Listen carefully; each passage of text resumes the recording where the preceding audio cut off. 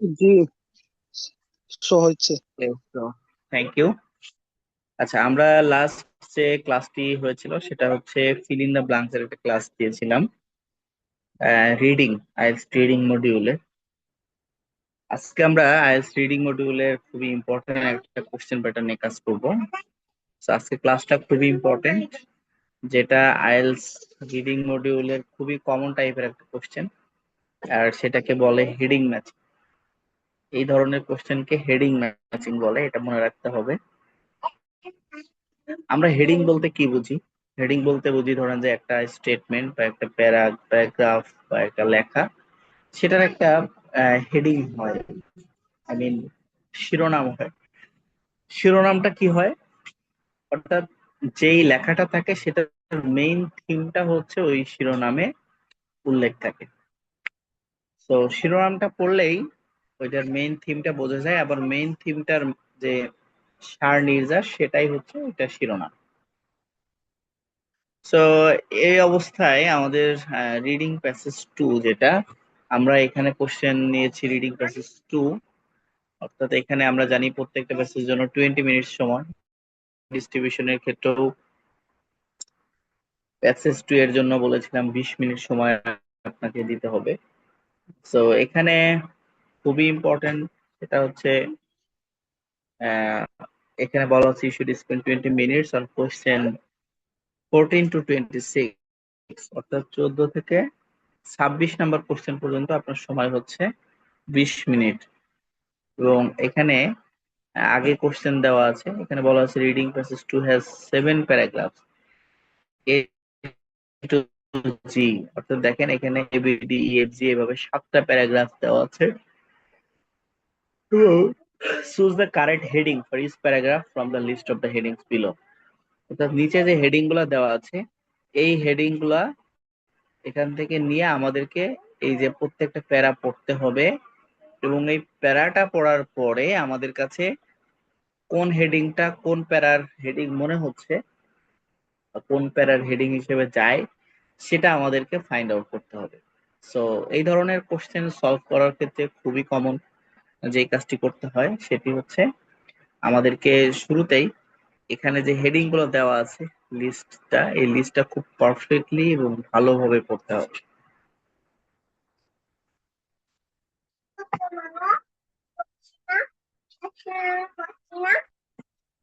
ওকে, so আমরা যদি শুরুতে একটু হেডিং গুলো একটু পড়ি। সো হেডিং গুলা বলা আছে কি, দেখেন 1 নাম্বারটা দেওয়া আছে the areas and artefact within the pyramid itself. আচ্ছা, তার আগে আমরা যদি একটু এই যে মেইন লেখা, যেটা এই মেইন লেখা, যে লেখাটা, এইটার শিরোনামটা কি? অর্থাৎ এখানে যে 7টা প্যারা আছে, এই 7টা প্যারার আলাদা আলাদা শিরোনাম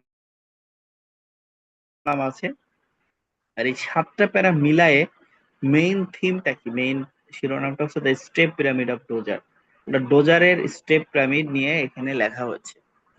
সো এক্ষেত্রে আমরা কিভাবে এটা করতে পারি?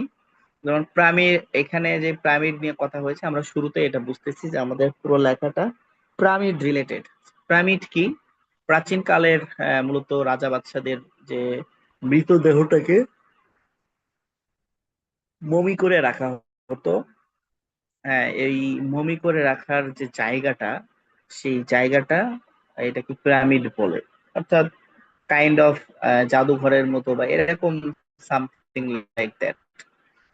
অর্থাৎ জাদুঘরে যেমন বিভিন্ন প্রত্নতাত্ত্বিক বিষয়গুলা বা ইতিহাস ঐতিহ্যের আলোকে বিষয়গুলা যেমন এখানে সংরক্ষিত থাকে, পিরামিডে এরকম রাজা বাচ্চাদের যে তাদের বিভিন্ন আহ কর্ম, তাদের যে দেহাবশেষ, এগুলাকে মমি করে রাখে। তো এরকম একটা pyramid, step pyramid of Djoser, ডোজারের স্টেপ পিরামিড নিয়ে কথা বলা হয়েছে। তাহলে শুরুতে বলা হচ্ছে the areas and artifacts within the pyramid itself. পিরামিডের ভিতরের এরিয়া এবং আর্টিস্টিক ফ্যাক্ট নিয়ে কথা বলা হয়েছে। সো আর্টিস্টিক ফ্যাক্ট গুলা এখানে বলা হয়েছে। অর্থাৎ কোনো একটা প্যারাতে পিরামিডের এরিয়া এবং আর্টিস্টিক ফ্যাক্ট কোথাকার, উইদিন দ্য পিরামিড ইটসেলফ, পিরামিডের ভিতরের যে আর্টিস্টিক ফ্যাক্ট, কারুকার্য, কারুখচিত কার্যক্রম, এরকম কোনো একটা ডিরেকশন কোনো প্যাসেজে থাকবে, তখন আমরা সেটাকে এই যে এ নাম্বারটার সাথে আমরা সেটা মিক্স করব, অর্থাৎ 14 নাম্বারের সাথে উম, যেটা আছে, অর্থাৎ প্যাসেজ এ পড়বো, পড়ে এখানে যেটা হবে সেটা দিব, যদি 2 এর সাথে মিলে 2, 3 এর সাথে 3, 4 এর সাথে 4। আচ্ছা, এরপর হচ্ছে 3 নাম্বার, আর difficult task for those involve. যারা এই কাজটাতে ইনভলভ ছিল তাদের জন্য এটা খুবই কঠিন কাজ ছিল, ডিফিকাল্ট টাস্ক, কঠিন কাজ। আচ্ছা, অর্থাৎ তাদের জন্য খুব চ্যালেঞ্জিং একটা টাস্ক বা ওয়ার্ক ছিল এই কাজটি করার। আচ্ছা, এরপরে একটি ও সেভড হিজ, অর্থাৎ কোন একজন রাজা যে তার প্রজাদেরকে, তার মানুষদেরকে সে সেভ করেছিল, বাঁচিয়েছিল।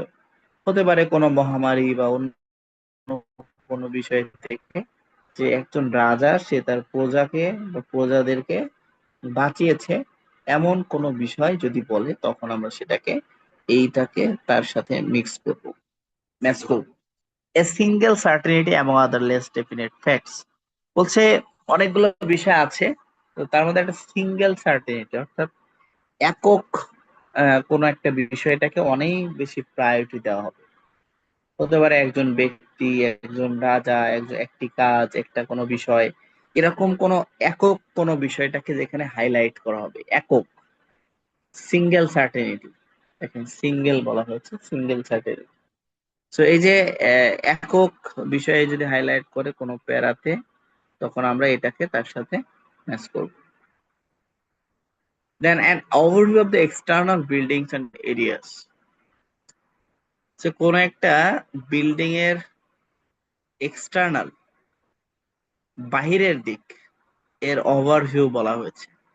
অর্থাৎ বিল্ডিং এর বাহিরের প্রাচীর, বিল্ডিং, উঁচু উঁচু গম্বুজ বা এরকম বিভিন্ন বিষয় থাকে না, আয়তন, আকৃতি, এগুলার একটা ওভারভিউ কোনো একটা প্যারাতে ডিসকাশন করা হয়েছে, সেই প্যারাটার সাথে আমরা এটাকে মিক্স করব। পিরামিড ডিজাইন দ্যাট আদার্স অকুপিড, অর্থাৎ কোন একটা পিরামিডের ডিজাইন যেটাকে পরবর্তীতে অন্যরা কি করছে, কপি করছে, ওই ডিজাইনটাকে কপি করে অন্যরা পরবর্তীতে পিরামিড বানিয়েছে। An idea for changing the design of burial structure, বলছে যে বুরিয়াল স্ট্রাকচার মানে হচ্ছে সমাধির যে স্ট্রাকচার, সেই স্ট্রাকচারটা পরিবর্তনের idea, an idea for changing design, অর্থাৎ ওইখানে যে স্ট্রাকচার, বুলের স্ট্রাকচার, যেটা অর্থাৎ কবরের যে স্ট্রাকচার গুলো ছিল, আগে হয়তো একরকম ছিল, সেটা পরবর্তীতে চেঞ্জ করে অন্যরকম করা হয়েছে। আগে হয়তো ধরো যে বর্গাকার ছিল সেটা এখন আয়তকার হয়েছে, বা আগে আয়তকার ছিল এখন বর্গাকার হলো কিনা, বা আগে একরকম ছিল গোলাকৃতি ছিল এখন বর্গাকার হচ্ছে কিনা। So, এরকম কোন একটা চেঞ্জ, রিয়াল স্ট্রাকচারের কোন চেঞ্জিং কনসেপ্ট কোন প্যারাতে ডিসকাশন হয়েছে কিনা সেটা আমরা খুঁজবো। Then an incredible experience despite few remains, বলছে আহ, একটা ইনক্রেডিবল, ভয়ঙ্কর অভিজ্ঞতা হয়েছে কিছু বিষয় ছাড়া, অর্থাৎ এখানে একটা নেগেটিভ কথা বলছে। সো দেখবেন একটা জিনিস মনে রাখবেন, অন্যতম একটা ক্লু, একটা হচ্ছে যদি কোনো একটা হেডিং এ নেগেটিভ ইনফরমেশন দেয়, না বোধক কোনো ইনফরমেশন দেয় বা নেগেটিভ কোনো ইনফরমেশন দেয়, তাহলে বুঝবেন যেই প্যারার সাথে সেই হেডিংটা যাবে সেটাতেও ডেফিনেটলি একটা নেগেটিভ ফ্যাক্টই কথা বলবে। আচ্ছা, দেন হচ্ছে the answers to some unexpected questions, কিছু অপ্রত্যাশিত কোশ্চেনের আনসার কোনো একটা প্যারাতে দেওয়া হয়েছে, সেটা আমরা খুঁজে বের করব বা পড়বো। তাহলে আমাদের শুরুতে আমরা যেটা করতে হবে, আমাদেরকে এই প্যাসেজ করতে হবে। এখন এখানে কয়েকটা ক্লু বলে রাখি, মনে রাখবেন কোনো একটা প্যারাতে এরকম যখন আমরা পড়া শুরু করব, শুরুতেই প্রথম লাইনটা পড়বো, প্রথম সেন্টেন্স এবং শেষ সেন্টেন্স, আমরা দেখব ফার্স্ট সেন্টেন্স এবং লাস্ট সেন্টেন্সের মধ্যে আনসারটা আছে কিনা। 70% ক্ষেত্রে হেডিং ম্যাচিং এর আনসার গুলো এই যে প্রথম সেন্টেন্স এবং শেষ সেন্টেন্স, এই দুইটা সেন্টেন্সের মধ্যে থাকে। It's all around 70%। যার কারণে আমরা সব সময় মনে রাখবো যে আমরা আগে ফার্স্ট এবং লাস্ট সেন্টেন্সটা পড়বো। যদি এখানে আনসার পেয়ে যায় ইটস ওকে, তাহলে আমার পুরো প্যাসেজটা পড়া লাগলো না। যদি মনে হয় যে না পাইলাম না, তাহলে তখন আমরা পরবর্তী লাইনগুলো পড়বো। তো আমরা এখন একটু পুরোপুরি পড়বো, পড়ে খোঁজার চেষ্টা করি। যেমন the pyramids are most famous monuments of ancient Egypt. Pyramid হচ্ছে প্রাচীন গ্রিসের, সরি মিশরের, ইজিপ্ট মানে মিশর, বিখ্যাত মনুমেন্টস গুলার অন্যতম। and still hold enormous interest for people in the present day. এবং এটা বর্তমান কাল পর্যন্ত মানুষের একটা বিশাল ইন্টারেস্ট, আকর্ষণ ধরে রেখেছে। দিস গ্র্যান্ড, এই বিশাল, ইমপ্রেসিভ, অসাধারণ ট্রিবিউটস, যে স্থাপত্য, to the memory of Egyptian kings, এটা মূলত প্রাচীন মিশরের রাজা বাদশাদের স্মৃতি বিজড়িত, have become linked with the country even the other countries. বলছে যে এটা মূলত কালচার, অন্যান্য কালচারের মানুষের মধ্যেও এটা সুসম্পর্ক তৈরি করে দিয়েছে। সাসাস, উদাহরণস্বরূপ the Chinese and Mayan also build pyramids. Chinese এবং মায়ান যারা, তারাও পরবর্তীতে পিরামিড তৈরি করেছে। The evolution of the pyramid from has been written and argued about for centuries. বলছে শতাব্দীর পর শতাব্দী এই পিরামিড নিয়ে মানুষের মধ্যে বিতর্ক হয়েছে, তর্ক হয়েছে, কথার হয়েছে আর কি, আলোচনা হয়েছে। দেখেন এরপর একটা হাউভার দেওয়া আছে, খুবই ইম্পর্টেন্ট একটা ওয়ার্ড, মনে রাখবেন। যেখানে হাউভার, ইয়েট, ওয়াইল, হেন্স, মোরওভার, এরকম যেই ওয়ার্ড গুলা যখন থাকবে, আপনি মনে রাখবেন তার আশপাশে আনসার থাকার পসিবিলিটি খুব বেশি। হাউভার, অন্যদিকে there is no question that, এই ব্যাপারে কোনো কোশ্চেন নাই যে as far as Egypt is concerned, it began with one monument to one king designed by one brilliant architect. বলছে যে একজন রাজা একটা ডিজাইন করেছে এবং একটা ব্রিলিয়ান্ট আর্কিটেক্ট ডিজাইন করেছে, একটা মনুমেন্ট তৈরি করেছে। একজন রাজা, একটা মনুমেন্ট, এবং দেখেন one monument to one king design by one brilliant architect, step pyramid of Djoser আর Saqqara, Saqqara step pyramid of Djoser. দেখেন এই যে লাস্ট সেন্টেন্সে আমাদের মনে হচ্ছে এখানে সামথিং টুইস্ট। বলা হচ্ছে one monument to one king design by one brilliant architect. দেখেন তো এখানে ওয়ান, এইটার কোনো সিনোনিমাস, কোনো ফ্যাক্ট এখানে কোথাও ব্যবহার করা হয়েছে? দেখেন তো, শুরুতে পড়েন the areas and artifact, এটা নিয়ে তো কথা বলা হয় নাই। Difficult task for those involve, কাদের জন্য এটা কঠিন কাজ ছিল সেটা নিয়ে বলা হয় নাই। A king who saved his people, যে তার লোকজনকে বাঁচিয়েছে, এরকম কোন রাজাকে নিয়েও কথা বলে নাই। তাহলে কি বলছে? সিঙ্গেল সার্টিনিটি অ্যামং আদার লেস ডেফিনেট। দেখেন সিঙ্গেল সার্টিনিটি, অর্থাৎ একক কোন বিষয়টাকে অনেক বেশি প্রায়োরিটি দেওয়া হয়েছে। একক, অর্থাৎ one monument, one king design by one brilliant art, অর্থাৎ একজন রাজা একটা মনুমেন্ট তৈরি করেছে এবং একজন বিখ্যাত ব্রিলিয়ান্ট আর্কিটেক্টের দ্বারা সেটি করা হয়েছে।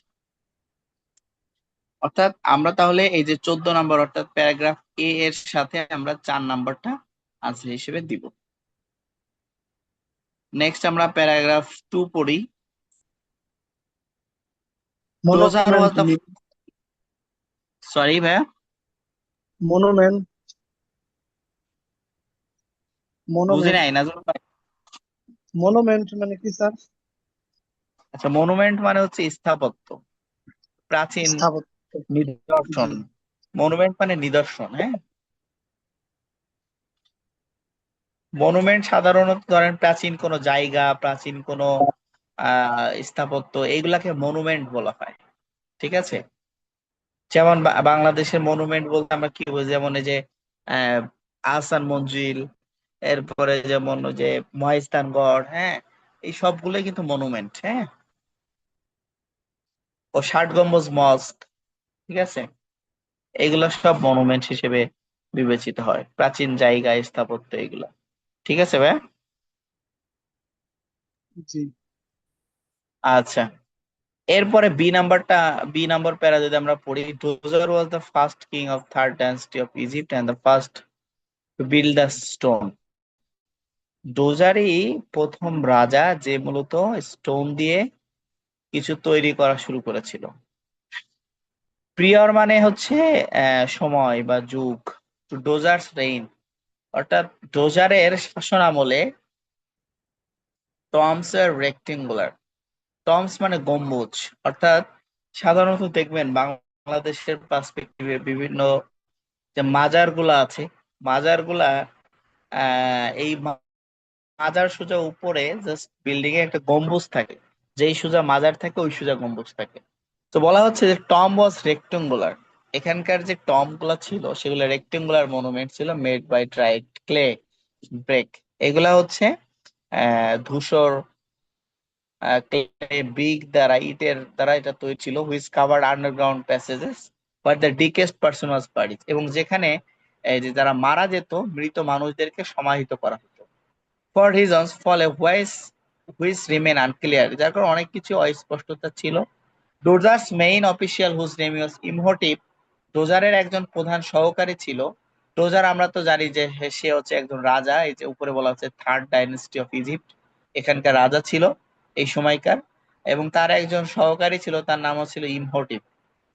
Concept of a building of taller, অর্থাৎ তার সে মূলত এই বিল্ডিং গুলাকে অনেক লম্বা করার ব্যাপারে পক্ষপাতী ছিল। মোর ইমপ্রেসিভ টম, খুবই অসাধারণ গম্বুজ ছিল, for skiing by stacking stone slabs on top to another, বলছে যে একটার পর একটা যেগুলো বসানো ছিল, প্রোগ্রেসিভলি মেকিং দেম স্মলার, সেইগুলাকে মূলত এই যে টম গুলাকে, গম্বুজ গুলাকে দেখেন উপরে বলা হচ্ছে কি রেক্টেঙ্গুলার মনুমেন্ট ছিল, সেটাকে সে তুলনামূলকভাবে ছোট করেছে, from the shape of now known as step pyramid, এবং এই শেপটাকে এই যে ছোট করা হয়েছে, আগে বড় ছিল, টলার ছিল, এটাকে এখন স্মলার করা হয়েছে।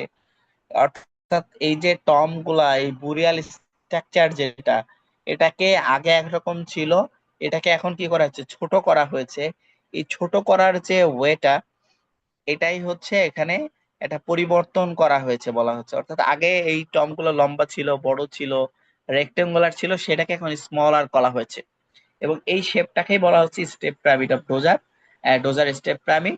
Dozer is thought have a reign 19 years, মনে করা হয় যে তার শাসনামল ছিল 19 বছর, but some historians and scholars attribute a much longer time for his rule. বলছে তার এই শাসনামল নিয়ে অনেকের বিতর্ক আছে, অনেক কথাবার্তা আছে, owing to the number and size of the monuments he built, এবং সে কি পরিমাণ মনুমেন্ট বা এই ধরনের স্থাপনা তৈরি করেছে সেটা, এটা নিয়ে অনেক বিতর্ক আছে। অর্থাৎ আমাদের এটার মেইন ফ্যাক্ট হচ্ছে এরকম যে এইটার যে আগে, ডোজারের আগে যে টম গুলা ছিল, ওই যে গম্বুজ গুলা ছিল, সেগুলো ছিল ছবি রেক্টঙ্গুলার এবং খুবই বড় বড় টলার, এবং পরবর্তীতে এটাকে চেঞ্জ করে ছোট করা হয়েছে। তাহলে এখানে দেখেন কোনটার সাথে যাই, নাজমুল ভাই একটু দেখেন তো, পড়েন তো কোনটার সাথে যায়। জি, দেখতেছি। তাই,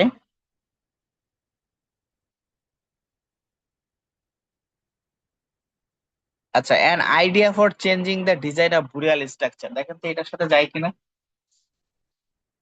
বুরিয়াল স্ট্রাকচার মানে হচ্ছে এই যে কবরের যে স্ট্রাকচার, সমাধি। কবরের যে উপরের বাহিরের যে স্ট্রাকচার, সেই স্ট্রাকচারের কথা বলা হচ্ছে। অর্থাৎ যে ডিজাইনটা আগে ছিল রেক্টেঙ্গুলার ছিল, সেটাকে ছোট শেপে নিয়ে আসা হয়েছে, ছোট করে করা হয়েছে, ওইটাই পরবর্তীতে স্টেপ পিরামিড বলা হচ্ছে, যেটাকে সেই ডিজাইনটা দেওয়া হয়েছে। তাহলে এখানে 7 নাম্বারটা হবে প্যারাগ্রাফ বি এর সাথে, অর্থাৎ 15 নাম্বারের সাথে কি হবে, রোমান সংখ্যা 7। That's it. এখন আমরা সি নাম্বারটা পড়ি। আচ্ছা, the step pyramid was thoroughly examined and investigated. এই step pyramid যেটা, এটাকে ব্যাপকভাবে এটাকে এক্সামিন করা হয়েছে, পরীক্ষা করা হয়েছে, ইনভেস্টিগেটেড, পরীক্ষা নিরীক্ষা করা হয়েছে, গবেষণা করা হয়েছে ওভার দ্য লাস্ট সেঞ্চুরি, গত শতাব্দীর, সরি, পুরো সময়টা ধরে এটা নিয়ে গবেষণা হয়েছে। And it is now known, এবং এটা এখন পরিচিত, the building process went through many different stages.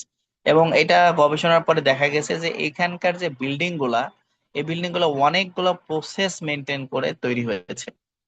Historian Marc Van De Mieroop comments on this writing, তার একটা লেখা, সেখানে সে কমেন্টস করেছে মাস এক্সপেরিমেন্টেশন ওয়াজ ইনভলভ, অনেক এক্সপেরিমেন্ট করা হয়েছে। অর্থাৎ এই বিল্ডিং গুলো যেহেতু পাথরের তৈরি, অর্থাৎ একটার পর একটা পাথর বসিয়ে বসিয়ে অনেক গবেষণা করে এই বিল্ডিং গুলো তৈরি করা হয়েছে, এক্সপেরিমেন্ট করে করে তৈরি করা হয়েছে। Which is especially clear in the construction of the pyramid in the center of complex, বলা হচ্ছে যে এটাই মূলত কমপ্লেক্সের মেইন সেন্টার বলা হচ্ছে। পিরামিড বলা হচ্ছে কি, এই যে বিশাল বড় বিল্ডিং, বিল্ডিং এর মাঝখান যেটা সেন্টার, এই সেন্টারটাকেই এই কমপ্লেক্স মানে পিরামিড বলা হচ্ছে। এবং বলছে ইট হ্যাড সেভারাল প্ল্যানস, একটা পিরামিড অর্থাৎ একবার একটা মনুমেন্ট যখন তৈরি করা হয়েছে তখন অনেকগুলা প্ল্যানিং হয়েছে।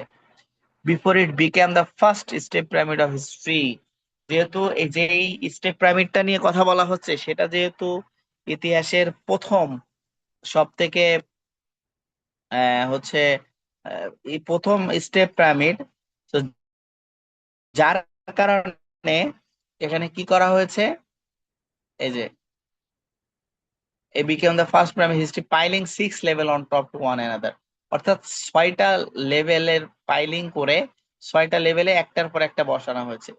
তো weight of the inner mass mass, এখানে যে পাথরগুলা বসানো হয়েছে, বেশি বড় বড় পাথরগুলা, এইটাকে বসানোটা ওয়াজ চ্যালেঞ্জিং ফর দ্য বিল্ডার্স, কাদের জন্য, যারা আহ, তৈরি করেছে, বিল্ডার্স ছিল, নির্মাণ কাজ করেছে, তাদের জন্য এটা খুবই চ্যালেঞ্জিং ছিল, অর্থাৎ ডিফিকাল্ট ছিল।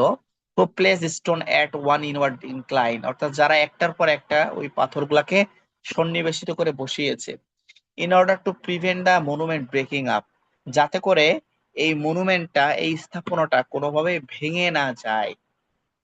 It's a very important fact যে আপনি খুব ক্লিয়ারলি এখানে যেটা বলা হচ্ছে যে তারা এটা একটার পর একটা, এই যে যারা বিল্ডার্সরা ছিল তারা খুব সতর্কতার সাথে এটা বসিয়েছে, কারণ এটা খুব তাদের জন্য খুবই চ্যালেঞ্জিং ছিল, এইটা যাতে কোনোভাবে ভেঙে না যায়।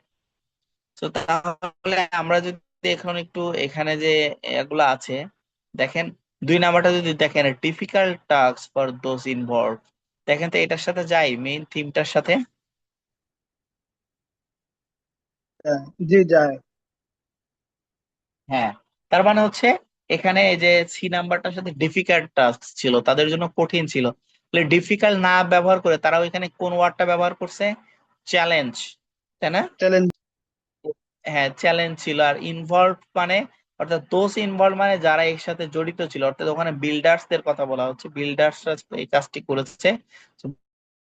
বিল্ডার্সদের জন্য এটা খুবই চ্যালেঞ্জিং ছিল, তাই না? জি। কমপ্লিটেড, যখন সর্বশেষ এটা শেষ হয়, the step pyramid rose 62 meters high, বলছে যে যখন এই কাজ, পুরো কাজটি শেষ হয়, এটা দেখা গেল যে এটা লম্বা হয়েছে কত মিটার, 62 মিটার উঁচু হয়েছে, and was the tallest structure of its time, এবং ওই সময়কার সব থেকে টলেস্ট, বড় স্ট্রাকচার ছিল এটা। The complex in which it was built was the size of a city, বলছে যে এইটা মূলত সব থেকে বড় সাইজের ওই শহরের ছিল। এনশিয়েন্ট ইজিপ্ট, প্রাচীন মিশরের সবথেকে বড় একটা ছিল। এন্ড ইনক্লুডেড এ টেম্পল, যার মধ্যে টেম্পল ছিল, অর্থাৎ গির্জা ছিল, কর্টিয়ার্ড ছিল, shrines and living quarter for the priest, অর্থাৎ যারা সন্ন্যাসী বা প্রিস্ট ছিল, হ্যাঁ, তাদের জন্য এখানে কোয়ার্টার ছিল। আচ্ছা, ইট কাভার্ড রেইন অফ 16 হেক্টরস, বলছে যে এখানে 16 হেক্টর জায়গা জুড়ে এটা ছিল, এন্ড ওয়াজ সারাউন্ডেড বাই ওয়াল, এবং এই পুরো 16 হেক্টর জায়গা জুড়ে একটা ওয়াল ছিল। সেই ওয়ালটার 10.5 মিটার হাই, উচ্চতা ছিল 10.5, দ্য ওয়াল হ্যাড 30 ডোরস, এই ওয়াল গুলাতে, এই যে প্রাচীরটা যে ছিল, প্রাচীরের only one entrance, cut into the south east corner. South east কর্নারে শুধুমাত্র একটা entrance, real entrance or the true entrance was then ringed by a train 750 meters long. এই এই যে পুরা ওয়ালটা যে সন্নিবেশিত ছিল 16 উপরে, এই প্রাচীরটার যে আমরা মিটার ওয়াইড, এবং এটাকে প্রস্থ যদি বলি, প্রস্থ হিসাব করে 40 মিটার প্রস্থ হয়। আচ্ছা, এরপর বলছে the false doors and the train are incorporated in the complex of discourage unwanted visitors. বলছে ভিজিটররা মাঝে মাঝেই খুব হতাশ হইতো, এই যে ডোর গুলা খুঁজে পাইতো না। হ্যাঁ, if someone wish to enter, যদি কেউ একজন প্রবেশ করতে চাইতো, he or she would have needed to know in advance how to find true opening ওয়ালটা খুঁজে পাবে। রোজার ওয়াজ সো প্রাউড, রোজার খুবই গর্বিত ছিল of his accomplishment that he broke the tradition of having only his name on emotive monuments and emotive carved into Brazil.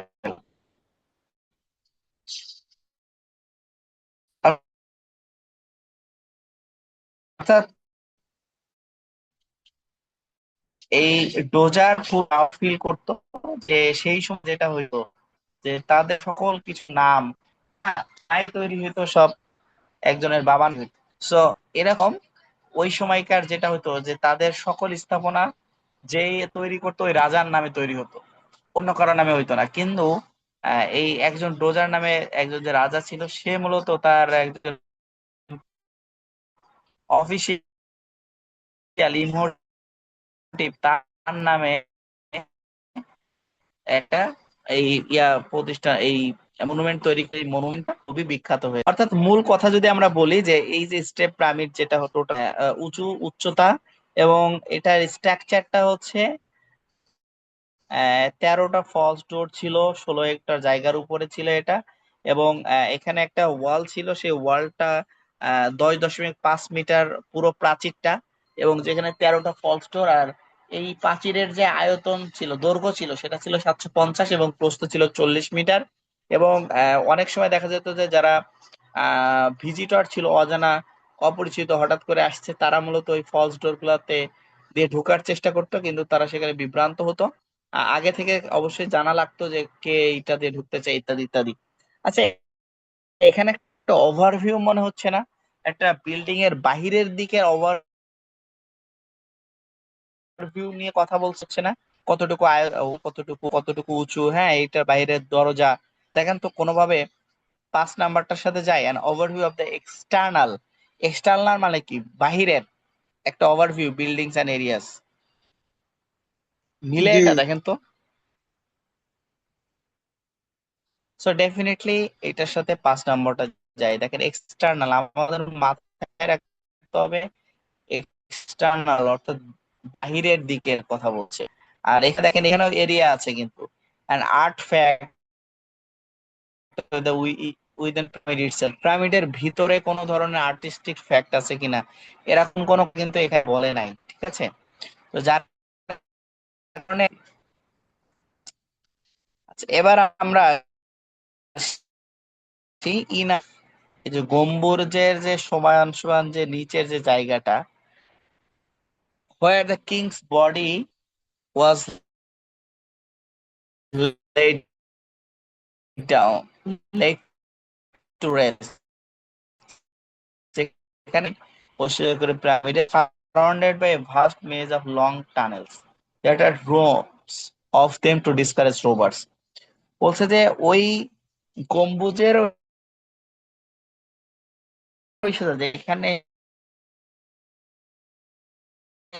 রাজা বাদশাদের tunnels ছিল, অনেকগুলা টানেল। দেখেন বাংলাদেশে দেখবেন যে সংসদ ভবনের পাশ দিয়ে একটা টানেল আছে, তাই না? দেখছেন, খেয়াল করছেন, গেছেন কখনো? জি। দেখছেন কিনা আপনারা? আচ্ছা, এই টানেলটা কেন দেওয়া হয়েছে জানেন? শুধু সৌন্দর্য বর্ধনের জন্য? আচ্ছা, এটাতে সিকিউরিটি পারপাস এটা দেয়া হয়েছে আহ, সংসার চলাকালীন এটা আসলে পানিতে কেউ না, হ্যাঁ, সিকিউরিটি পারপাস ওখানে অনেক থাকে, নামলেই সে ইয়ার সমস্যা পড়ে আর কি। হ্যাঁ, তো সিকিউরিটি পারপাসে এটা করা হয়েছে স্থাপনার আশপাশে।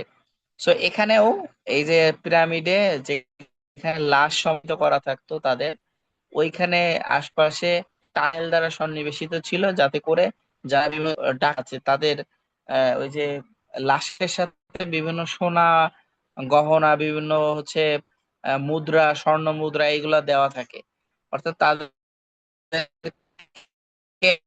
অনেক টাকা পয়সা দিয়ে তারপরে সমাহিত করে। So, এটা যাতে করতো, তারা যাতে এগুলা নিয়ে নিতে না পারে, এই জন্য ওই টানেল দিয়ে সিকিউরিটি পারপাস টানেল তৈরি করা হতো। আচ্ছা, one of the most mysterious found in large number, over 40,000 of this vessel, এবং এটা প্রায় 40,000-এর উপরে এই জায়গায় এরকম পাথরের ভ্যাসেল ছিল, ভেরিয়াস ফর্ম এন্ড শেপস, এবং এগুলার বিভিন্ন ফর্ম এবং শেপস এর, বিভিন্ন আকৃতির, বিভিন্ন ধরনের were discovered in stores underground passages. আচ্ছা, এটার আন্ডারগ্রাউন্ডে যে স্টোর রুম আছে সেখানে এগুলো এবার ইনস্ক্রাইবড, কারুকার্য খচিত, ইনস্ক্রাইবড মানে কারুকার্য খচিত, with the name of rulers for the first and second dynasty of Egypt from different kinds.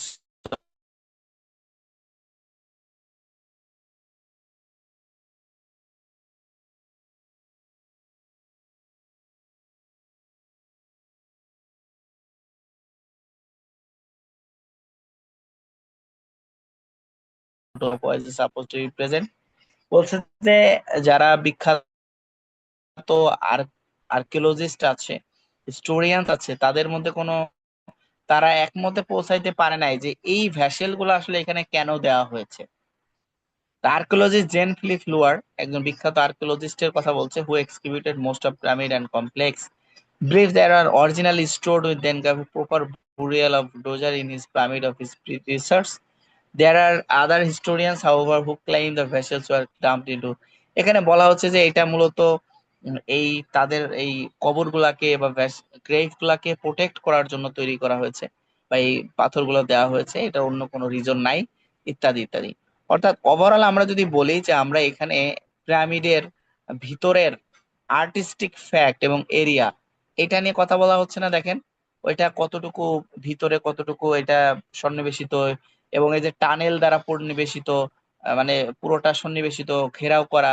Art facts কি কি? ওই যে ভ্যাসেল গুলার উপরে বিভিন্ন রাজা বাদশাদের নামগুলো খোদাই করা, এগুলো কি আর্টিস্টিক ফ্যাক্ট না? তো এখানে কিন্তু আর্ট ফ্যাক্ট নিয়ে কথা বলছে, তাই না? তো তাহলে এটার সাথে আমরা এ নাম্বার, এক নাম্বার যেটা আছে এটাকে কিন্তু আমরা ম্যাচ করাইতে পারি। আচ্ছা, এখানে দেখেন 19, অর্থাৎ এফ এবং জি নাম্বার প্যাসেজ যেটা আছে, এটা আপনাদের হোমওয়ার্ক থাকবে, এটা কমপ্লিট করবেন। হোমওয়ার্ক দুইটা করে দেন আমাকে আগামী ক্লাসে রিপোর্ট করবেন ইনশাল্লাহ। সো এইটা হচ্ছে হেডিং।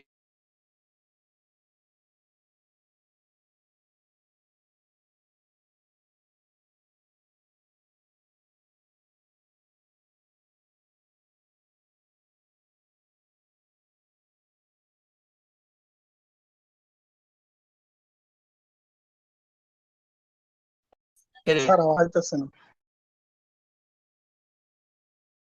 আনসার খুঁজে বের করার চেষ্টা কর, এক লাইনের মুড বা টোন বুঝে আনসার।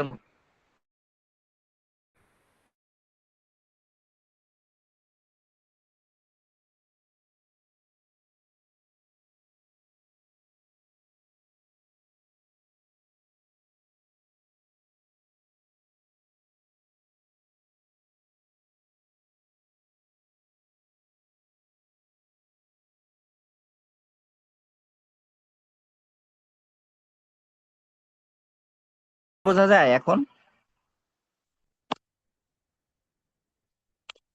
জি জি, এখন স্পষ্ট হইতেছে।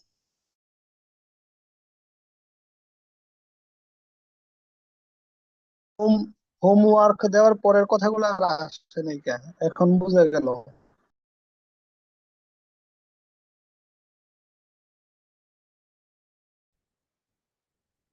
হ্যালো। জি স্যার, এখন স্পষ্ট বোঝা যাইতেছে।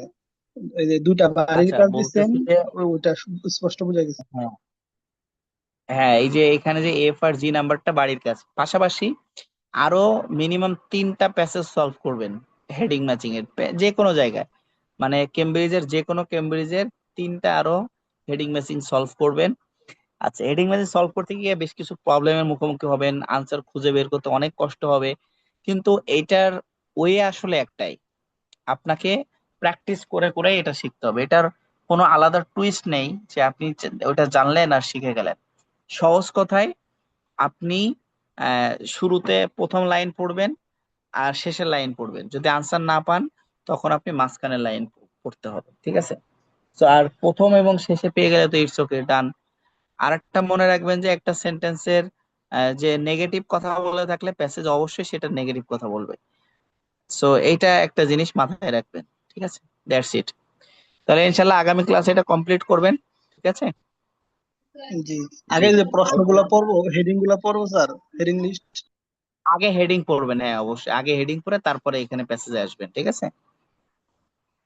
হেডিং যত ভালো করে পড়বেন প্যাসেজ তত সহজে বুঝতে পারবেন, আনসার তত সহজে পারবেন। ওকে। জি। ওকে, ঠিক আছে, ইনশাল্লাহ নেক্সট ক্লাসে দেখা হবে। আসসালামু আলাইকুম।